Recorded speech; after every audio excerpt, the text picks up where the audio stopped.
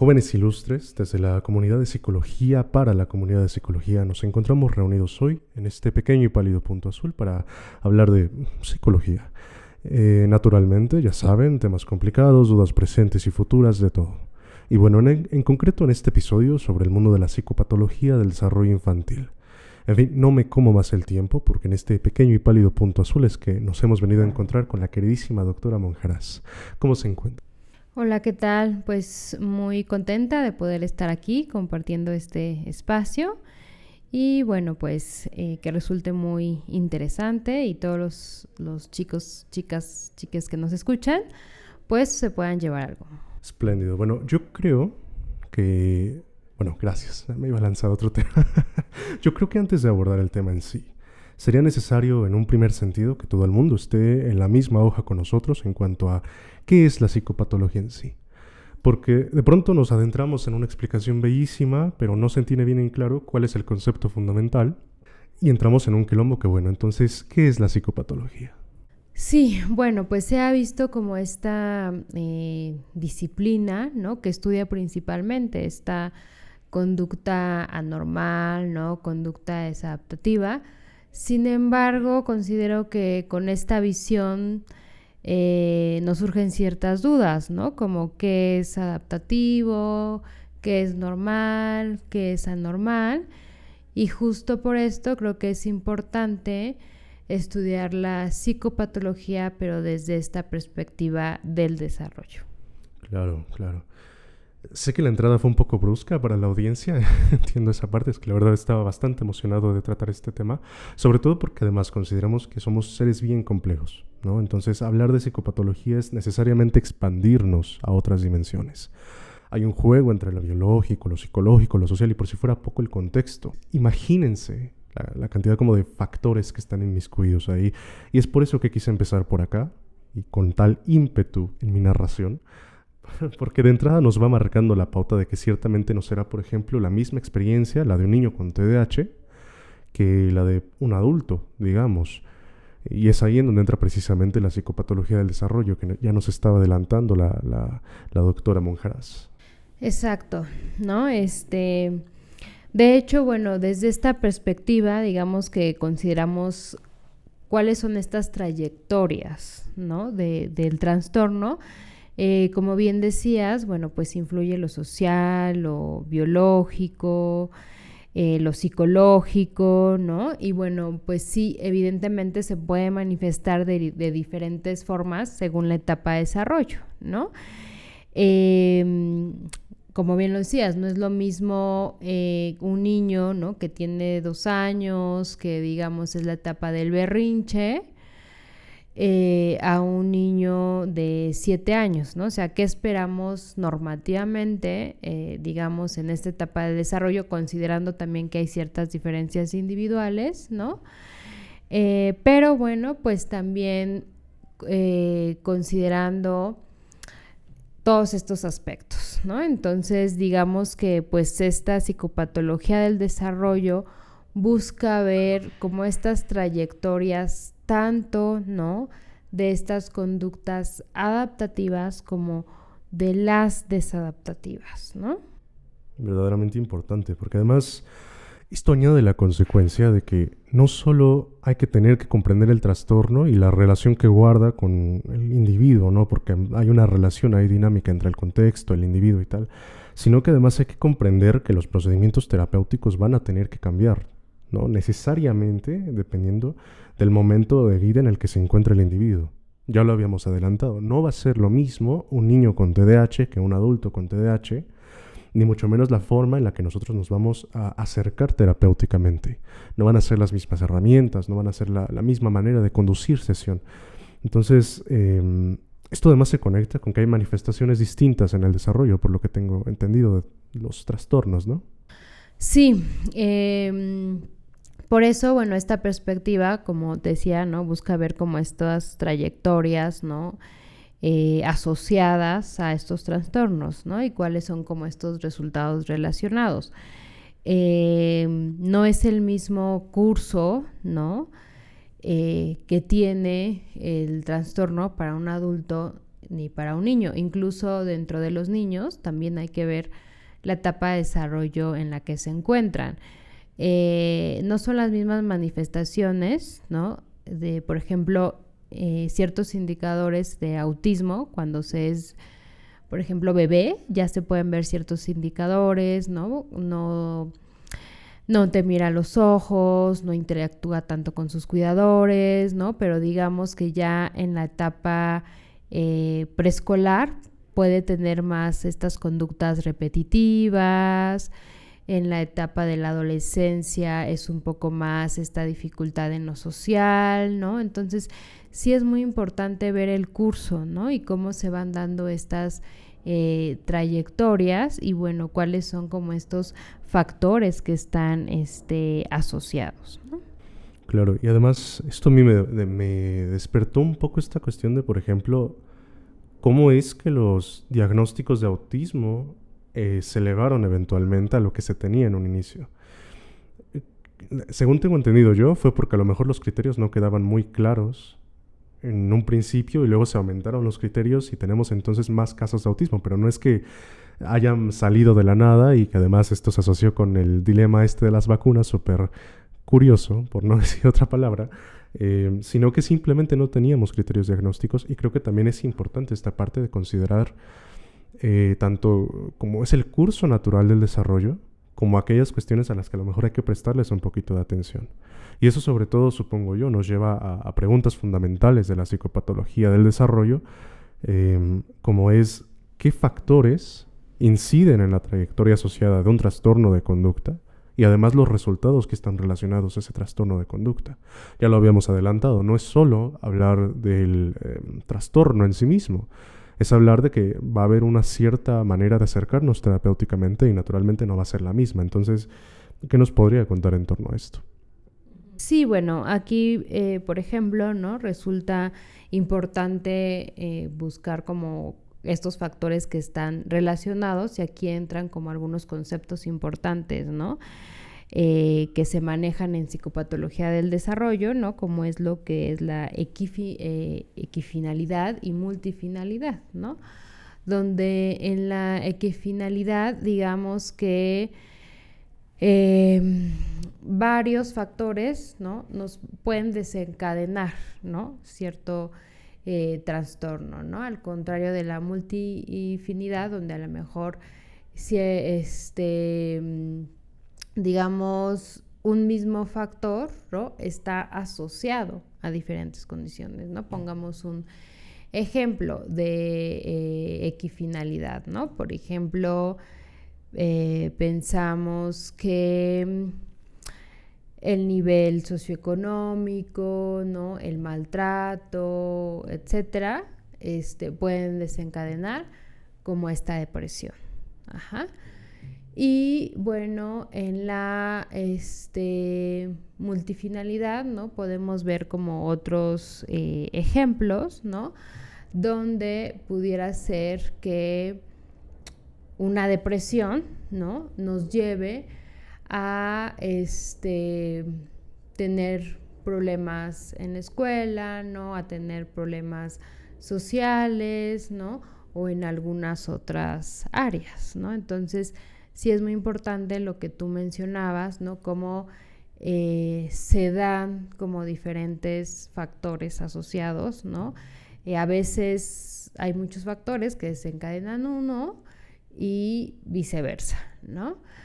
Y aquí, bueno, también actualmente ya se habla como esta parte del transdiagnóstico, ¿no? Donde justo hay que ver cuáles son los factores, no tanto los criterios diagnósticos, sino más bien cuáles son estos factores de riesgo asociados, ¿no? A ciertas patologías, ¿no? Que en muchos casos, pues algunos coinciden, ¿no? Varios coinciden. Interesantísimo. Y además, supongo yo también tiene que ver con el cambio que hemos tenido en cuanto a la percepción de lo que es salud y lo que es enfermedad. Porque me parece que en un inicio lo teníamos muy dicotómico, o estás sano o estás enfermo, y luego nos damos cuenta de que, a ver, eres un individuo bien complejo, tienes 1000 cosas atravesadas, naturalmente no podemos ser dicotómicos. Entonces, a mí siempre me ha llamado muchísimo la atención la parte del transdiagnóstico. Recuerdo haber tenido una serie de lecturas bastante interesantes sobre, por ejemplo, la incidencia de las teorías de complejidad en torno a la labor clínica de la psicología. Entonces, eso me lleva a mí a preguntar, ¿cómo es el proceso científico en torno a esto? ¿Hay algún modelo en particular, una teoría? ¿Hay varias? ¿Cómo es este asunto? Sí, de hecho, bueno, como que en un principio, ¿no?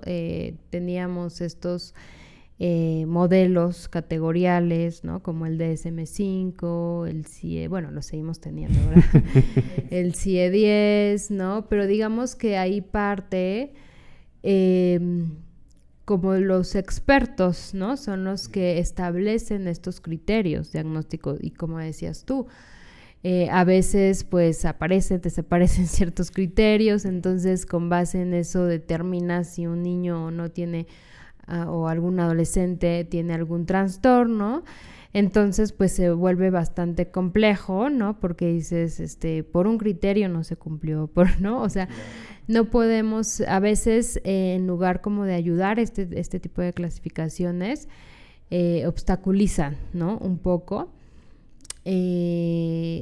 Sobre todo en estos casos como muy particulares, ¿no? O casos donde hay comorbilidad. Ajá. Entonces tenemos, bueno, otro modelo, ¿no? Que es el modelo dimensional, que más bien parte como de las mismas respuestas que dan, en este caso, los adolescentes, ¿no? Los niños acerca de, por ejemplo, qué es la depresión, ¿no? O cómo es un niño con depresión, ¿no? Y ellos te dan una serie de indicadores, ¿no? De está triste, no quiere trabajar en clase, ¿no? Como cuestiones muy particulares. Y a partir de eso, bueno, pues entonces se hacen, ¿no? Algunos cuestionarios, ¿no?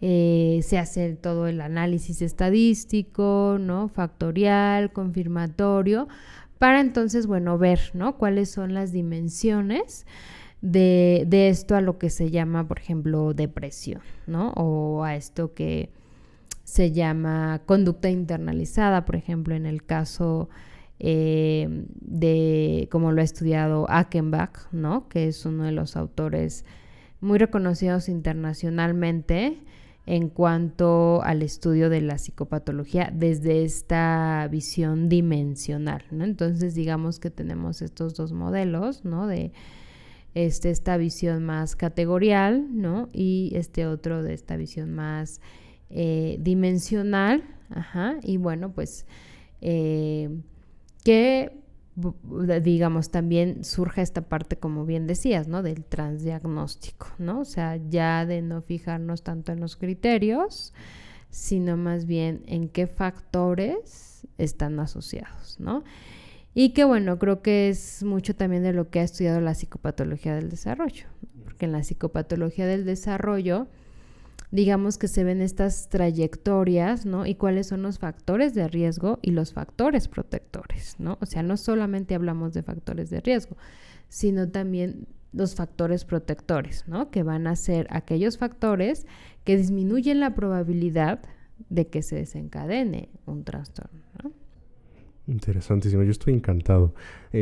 A todo esto, a ver, ahorita que hablemos de los factores que ya los tengo en la mira entre ceja y ceja, pero antes de llegar a eso, quisiera hablar un poco sobre el desarrollo neurobiológico, cómo se ve inmiscuido ahí. A mí, no sé, me parece pensar que somos una máquina tan compleja, si es que máquina es un término válido, pero una máquina tan compleja con un cerebro que además no es estático, sino que va desarrollándose a lo largo de la vida y a que además está inmerso en un medio que le pide constantemente estar cambiando, ¿no? Entonces, ¿qué nos puede contar del desarrollo neurobiológico? Que yo estoy fascinado hasta ahora.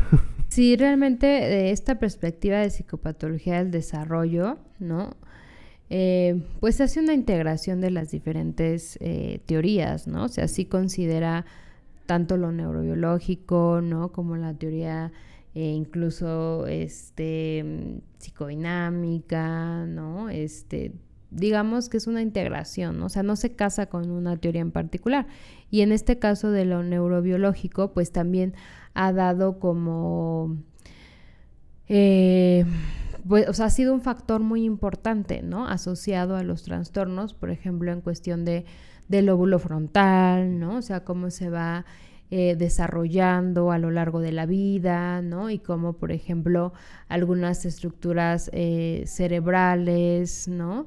Están asociadas a ciertos trastornos, ¿no? Por ejemplo, en el caso del autismo, que se ha visto que pues sí hay un aumento, ¿no? en los ventrículos, también en cuestiones de neurotransmisores, ¿no? Hay muchos que están asociados, ¿no? a esta parte de los neurotransmisores, de la dopamina, de la serotonina. Entonces, pues realmente eso, digamos que nos ayuda a entender la psicopatología, ¿no? O sea, no solo la neurobiología, ¿no? O sea, que tiene realmente un, ¿cómo podemos decirlo? O sea, un porcentaje, ¿no? De explicar esta parte del trastorno, pero no lo es todo, ¿no? O sea, también están estos factores ambientales, ¿no? Que bueno, pues ahí pueden entrar, ¿no? Lo social, lo familiar, también está esta cuestión de la propia personalidad del individuo, ¿no? Claro. Ahorita quiero ir a lo familiar, porque la literatura que me compartieron, la verdad, me dejó extrañadísimo. Pero justo, yo trato de, o al menos para mí, es algo así como una lanza de varias puntas. Y entonces puedo tener una punta que a lo mejor me dé cierta predisposición a algo, pero no necesariamente me va a causar ese algo. Van a haber distintos factores que van a estar ahí metidos. Por eso es que yo lo veo como una lanza de 7 puntas. Y precisamente dentro de esto me pregunto qué pasa con el ambiente. ¿Qué pasa con el estrés del ambiente? Porque nuevamente lo que estábamos diciendo, no es solo que tengamos un cerebro que se va desarrollando, sino que además es un cerebro que está inmerso en un ambiente. Entonces, ¿qué pasa con esos estresores? Sí, de hecho, esta perspectiva de psicopatología del desarrollo, ¿no? Habla mucho, en su investigación incluye mucho estas variables que son el estrés y el afrontamiento, ¿no? Y se ha visto como a mayor estrés, ¿no? Pues mayor probabilidad, ¿no? De tener algún tipo de problema en la salud mental. También recientemente se han hecho algunos estudios que han visto que, bueno, no es directamente el estrés, sino que hay un mediador entre el estrés y las dificultades, ¿no? En problemas conductuales y emocionales, que es el afrontamiento, ¿no? Entonces, sí, digamos que por una parte está el estrés, la situación estresante, por ejemplo, ahora cuando vimos lo del COVID, ¿no? Una situación no normativa, muy estresante, el aislamiento. Pero bueno, ¿de qué dependía un poco o no, o qué moderaba esta relación entre el estrés y a lo mejor que se desencadenaran ciertos rasgos depresivos o ciertos rasgos antisociales, ¿no? Pues, ¿cómo afronté yo la situación? Había niños o adolescentes que decían, pues ahora yo lo afronto de forma positiva, estoy conviviendo con mis padres, estoy dándome la oportunidad de conocerlos más. Y habían otros que tenían un afrontamiento totalmente disfuncional, ¿no? Donde pues mostraban mucho enojo, ya tenían algunas conductas no sé, más de tipo, como bien lo digo, ¿no? Disfuncional, de que no les ayudaban de esta forma pues a regular su emoción o afrontar esta situación estresante, ¿no? Por ejemplo, en el caso de los preescolares, pues es más como desde esto, ¿no? De lanzar objetos, gritar, ¿no? Hacer el berrinche, ¿no? O sea, eso resulta pues más como disfuncional, ¿no? Entonces sí juega un papel muy importante estas variables que son el estrés y el afrontamiento, ¿no? Que si recuerdan, por ejemplo, del episodio anterior que subimos con la doctora Cabrera sobre medición, habíamos hablado de un poco la dificultad de medir este tipo de conductas, porque nuevamente que aparezca una conducta no significa o no determina que todo el comportamiento de afrontamiento sea exactamente el mismo. También hay que considerar esa variabilidad. Entonces, la idea de lanzar este comentario no es solo para verme muy inteligente, sino también es para que vayamos ligando los contenidos que hemos estado viendo y tengamos en cuenta cómo es que la psicología, pues al final de cuentas, va de las manitas, ¿no? No podemos como suponer que a lo mejor un día te cuento de un área, otro de otra área, y a lo mejor nunca se han cruzado en la vida porque no ha sido así.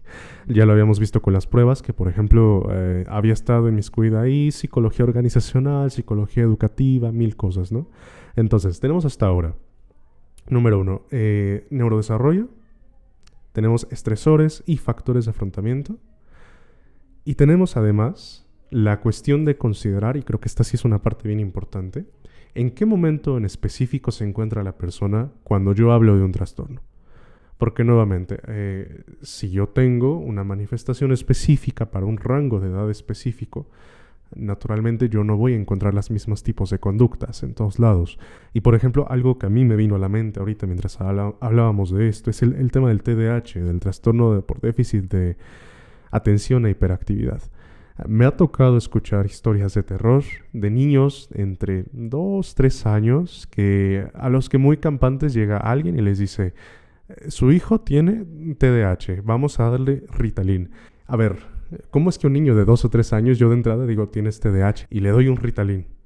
Qué horror con eso, ¿no? Sí, claro, por eso decíamos que es muy importante, ¿no? Como considerar esta etapa de desarrollo en la que nos encontramos, porque digo, yo no puedo dar así como el diagnóstico, ¿no? De TDAH y decir, este niño de 2 años tiene TDAH porque pues está muy hiperactivo, está muy impulsivo, no me pone atención, no se regula, ¿no? Cuando yo sé que puede ser parte de su desarrollo normal, ¿no? O sea, un niño de 2 años pues todavía no se regula, incluso en esta etapa pues pueden llegar a morder, ¿no? Pueden llegar a tener cierto tipo de conductas, ¿no? Por eso es muy importante que yo conozca en estas diferentes etapas del desarrollo, ¿no? Digamos, que se espera en ciertos contextos también, porque no es lo mismo un niño de 2 años mexicano que un niño de 2 años, pues, no sé, ¿no? De Inglaterra, o sea, no... aunque bueno, o sea, sí obviamente hay estas teorías del desarrollo, ¿no? Que si bien donde se trata de estudiar pues a una muestra muy amplia que incluya diferentes... pues sí, de diferentes países, etcétera, y a partir de eso, pues hay ciertos indicadores.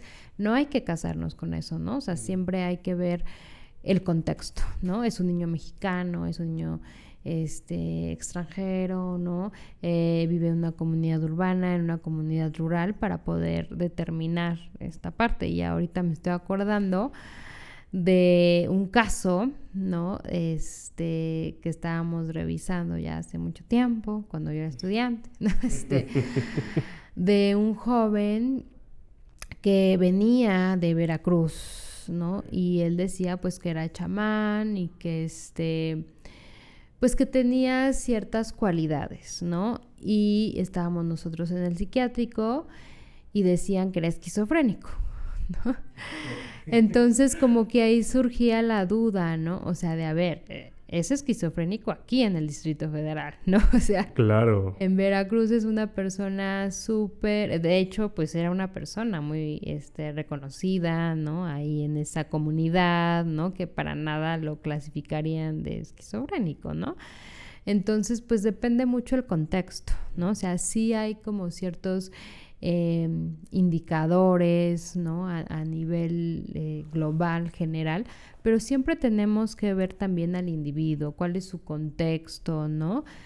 Cuál es este ambiente, cómo ha sido su trayectoria de vida, para realmente poder determinar, ¿no? Si está teniendo alguna dificultad o no. Y bueno, creo que ahí también la pauta lo que nos va a decir si sí o no, pues es qué tanto está afectando, ¿no? Significativamente, pues alguna de las áreas de su vida, ¿no?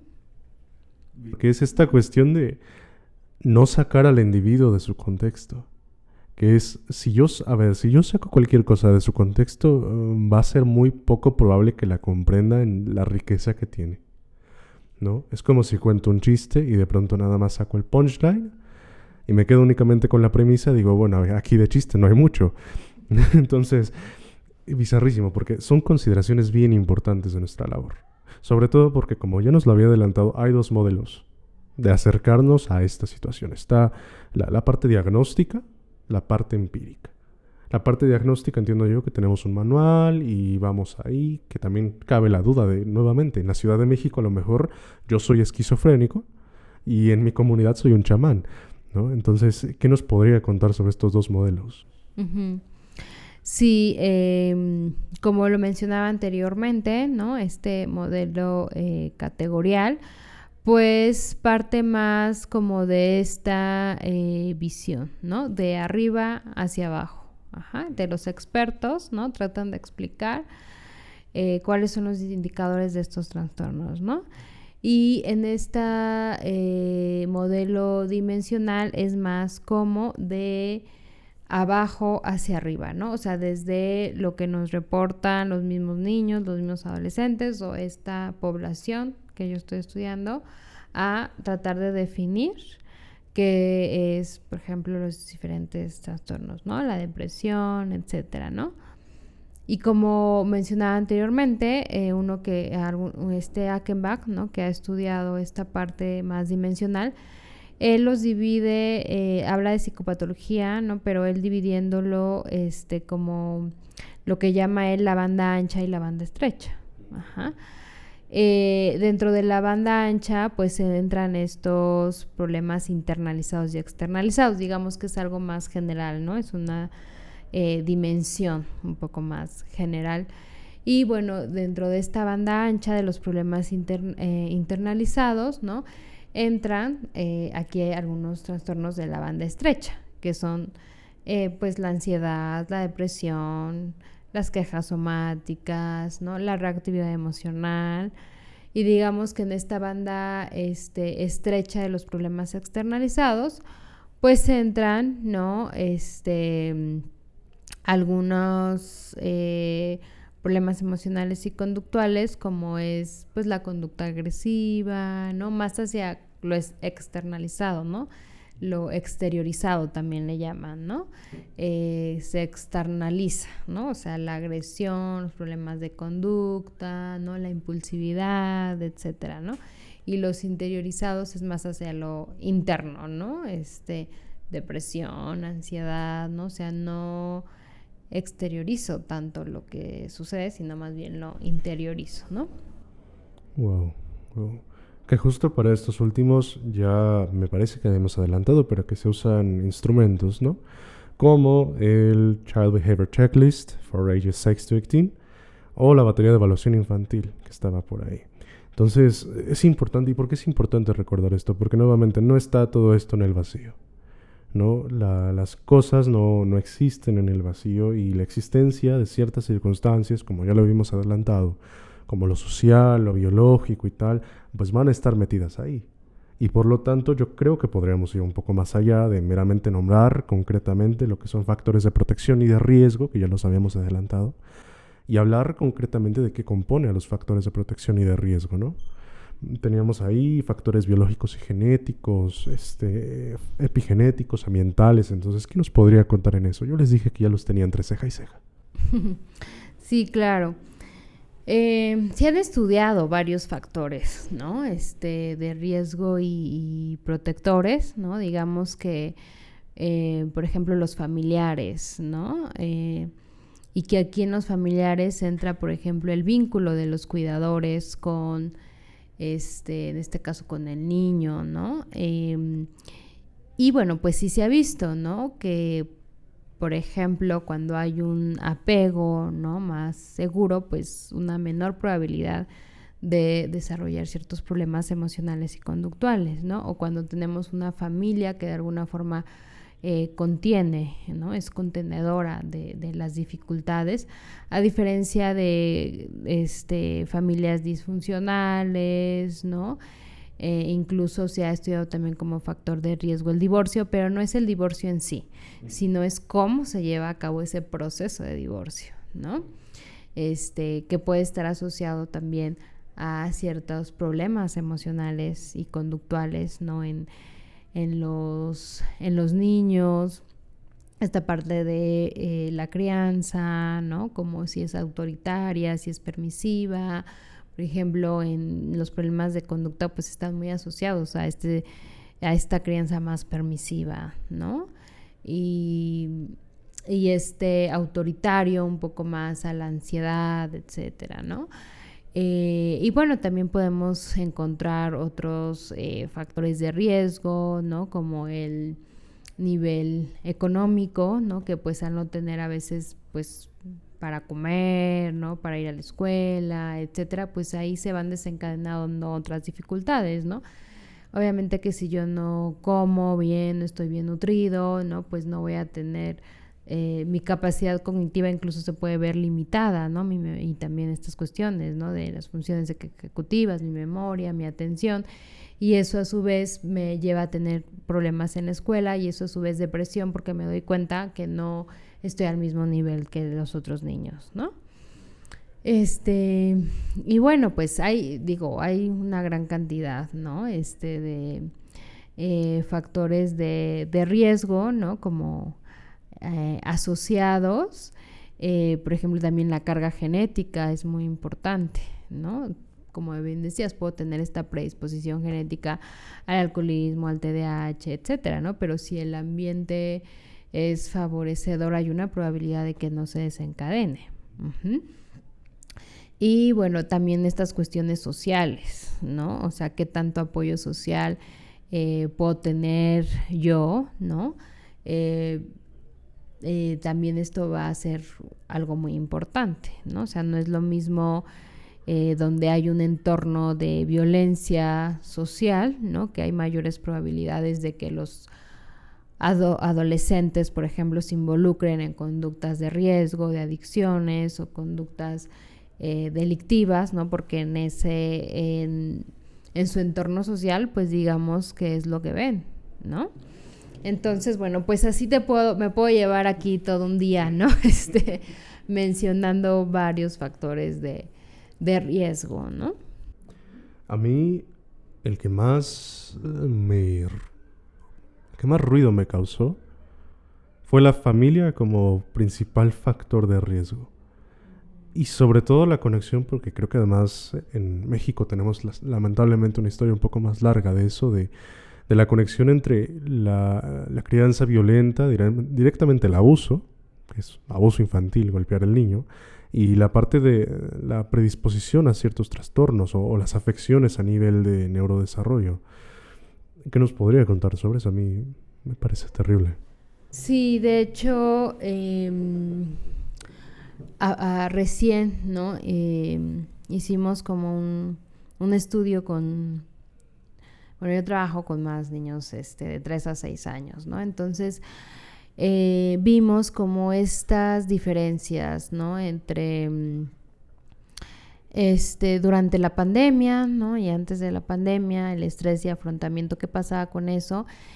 Y justo pues el estrés en la relación con los padres, ¿no? Siempre ha sido algo que los preescolares reportan, ¿no? Y lo cual se aumentó durante la pandemia. Habría que ver ahora que regresamos qué pasa, ¿no? Si siguió en ese mismo nivel, disminuyó, qué pasó, que pensaríamos que disminuyó, ¿no?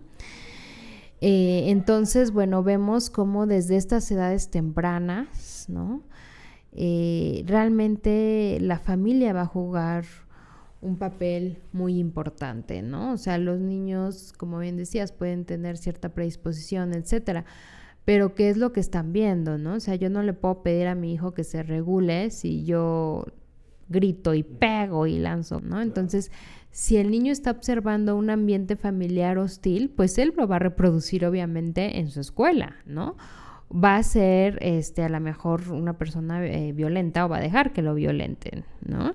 Porque eso es lo que él ha aprendido, es lo que ha observado en su ambiente. Entonces, esta parte, yo creo que sí tenemos mucho trabajo los psicólogos en esta parte de trabajar con las familias, trabajar con los cuidadores, ¿no? Con los abuelos, las abuelas, porque muchas veces no tienen conocimiento, ¿no? De cómo tener esta crianza positiva con con los niños, aparte donde en lugares, hay todavía en México muchos lugares, ¿no? Donde se normaliza la violencia y donde pues pegarle con el cinturón es lo normal, ¿no?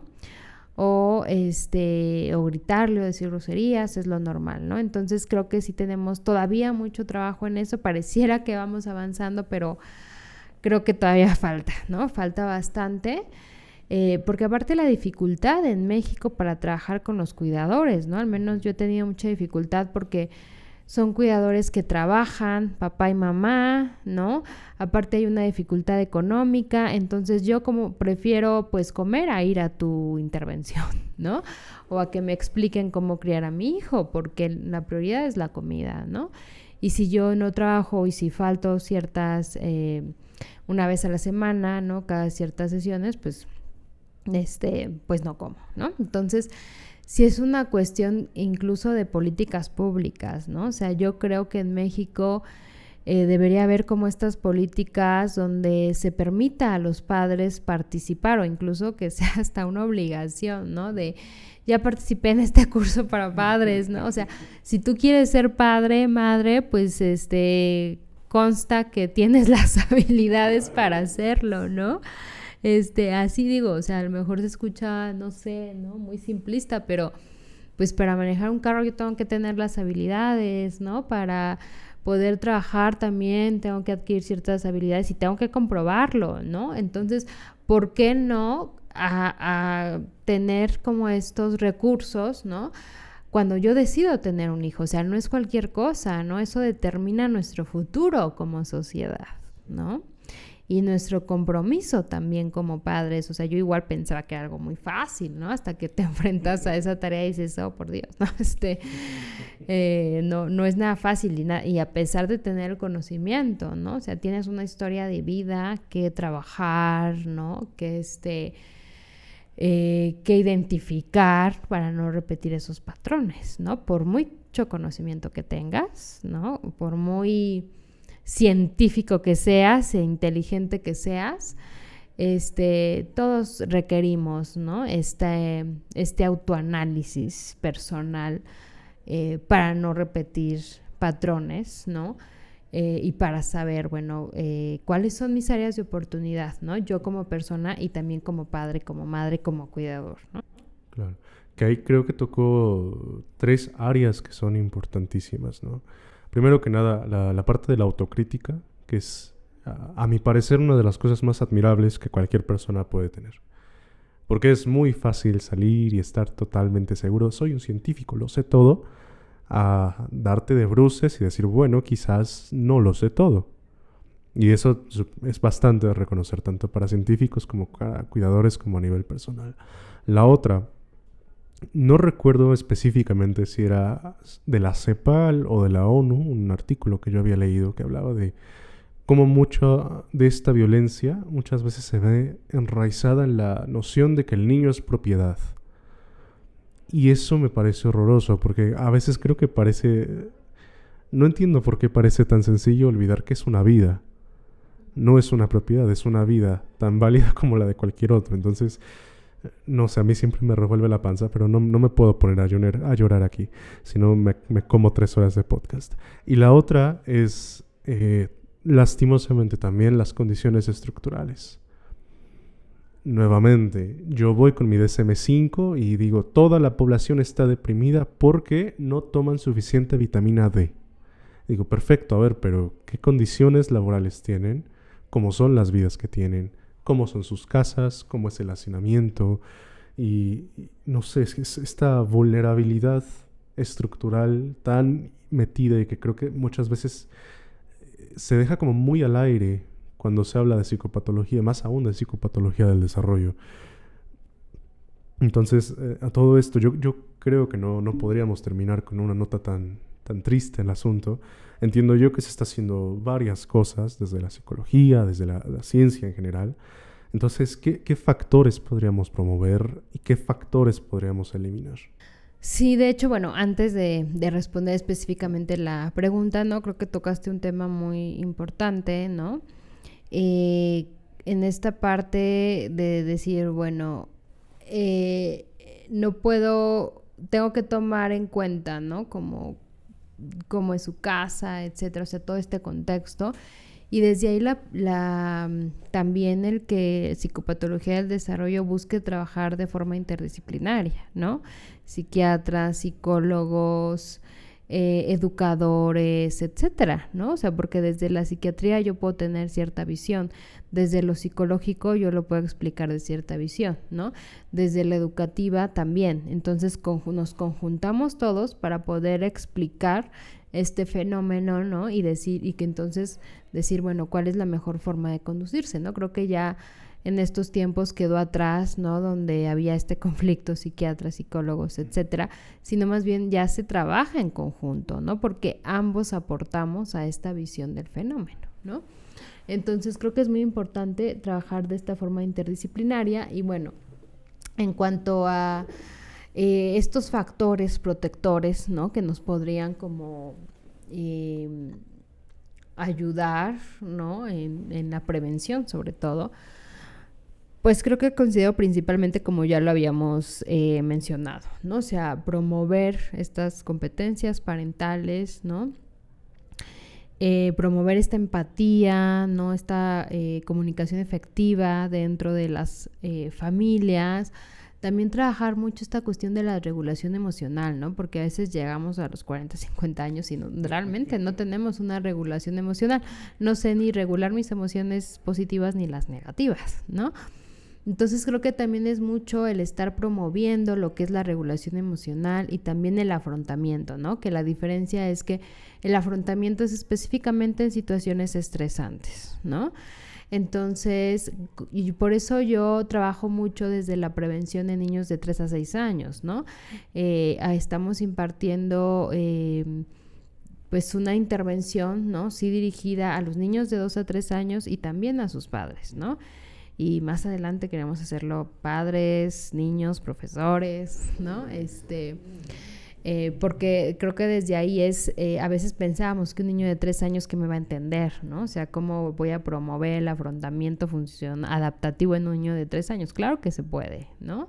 O sea, obviamente que no va a tener la misma,